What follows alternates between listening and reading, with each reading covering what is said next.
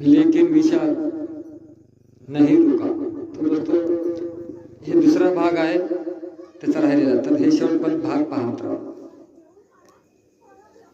लेकिन विशाल नहीं रुका, उसने पास पड़ा एक लोहे का भारी सरिया उठाया और पूरी ताकत से काले पत्थर पे दे मारा। धड़म!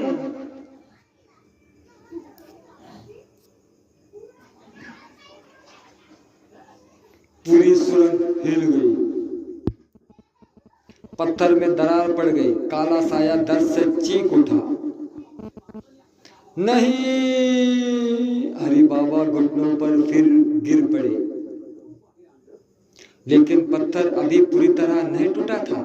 एक आखिरी वार बाकी था और उसी समय सुरंग की छत टूटने लगी। पत्थर गिर रहे थे। कुछ ही मिनटों में पूरा कुआं ढह सकता था। विशाल को फैसला करना था,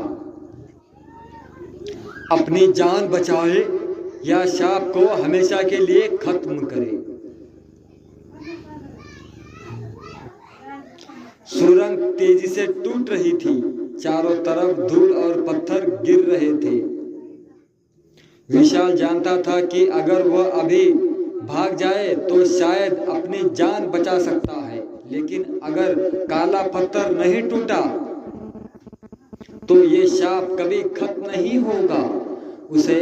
उसने गहरी सांस ली और पूरी ताकत से सरिया उठाया। काला साया चीख पड़ा, रुको वरना तुम भी मर जाओगे। हरि राम बाबा घुटनों के बल रेंगते हुए पत्थर की तरफ बढ़े, लेकिन अब बहुत देर हो चुकी थी। विशाल ने अपने पूरी शक्ति लगाकर सरिया पत्थर दे मारा।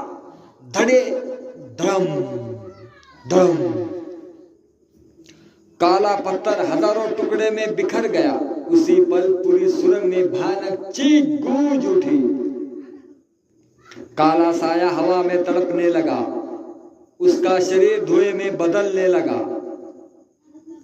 वह चिल्लाया, मैं वापस आऊंगा। वह चिल्लाया और मैं वापस आऊंगा, लेकिन अगले ही क्षण वह हमेशा के लिए गायब हो गया। जैसे ही साया खत्म हुआ, सभी कैद आत्माएं आजाद हो गई। उनके चेहरे पर पहली बार शांति दिखाई दी। वे मुस्कुराए और धीरे धीरे रोशनी में बदलकर आसमान में विलीन हो गई। हरि बाबा की चीख निकल गई। उनका शरीर तेजी से बूढ़ा होने लगा। कुछ ही सेकंड में वे 50 साल की उम्र से बढ़कर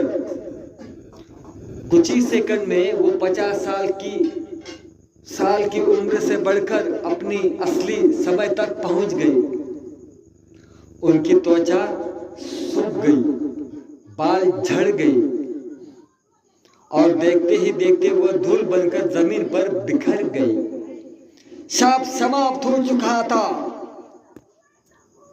लेकिन तभी सुरंग की छत पूरी तरह टूट गई। विशाल दौड़ते हुए बाहर निकलने लगा। पीछे से पत्थर गिर रहे थे। आखिरी क्षण में उसने रस्सी पकड़ी और ऊपर चढ़ गया। जैसे ही वह कुएं से बाहर निकला, पूरा कुआं जोरदार धमाके के साथ अंदर धंस गया। अब वहां सिर्फ मिट्टी का एक बड़ा गड्ढा बचा था। गांव वाले दौड़कर वहां पहुंचे। विशाल ने उन्हें सारी सच्चाई बताई।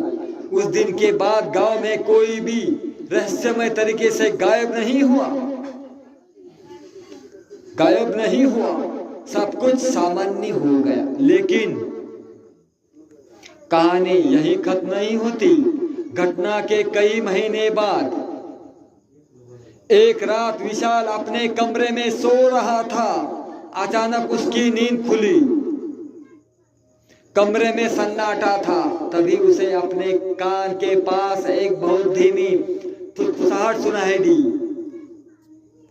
विशाल, मैं वापस आ गया हूं। डर कर उठ बैठा। कमरे में कोई नहीं था, लेकिन खिड़की के शीशे पर उंगली से लिखा हुआ था, अंत नहीं शुरुआत। और उसी समय बाहर अंधेरे में दो लाल आंखें चमक उठी। समाप्त। चला मित्रांनो, काल्पनिक कथा आहे, कोणता गोष्टीचा कसं काही संबंध नाही मित्रांनो, फक्त ही घटना काल्पनिक कथा आहे, कोणता गोष्टीचा कसं काही संबंध नाही, फक्त काल्पनिक कथा आहे मित्रांनो, फक्त तुमच्या मनोरंजनासाठी हा व्हिडिओ बनवलेला गेलेला आहे। कमजोर दिल के ना देखिए मित्रांनो, लाईक सबस्क्राईब जरूर करा, तर लाईक करा, सबस्क्राईब करा, शेअर करा, कमेंट करा मित्रांनो। तर मित्रांनो हा दुसरा भाग आहे मित्रांनो, हा दुसरा भाग इथे समाप्त होतो, तो एंड पार्ट आहे मित्रांनो, भाग समाप्त पार्ट हेच आहे मित्रांनो।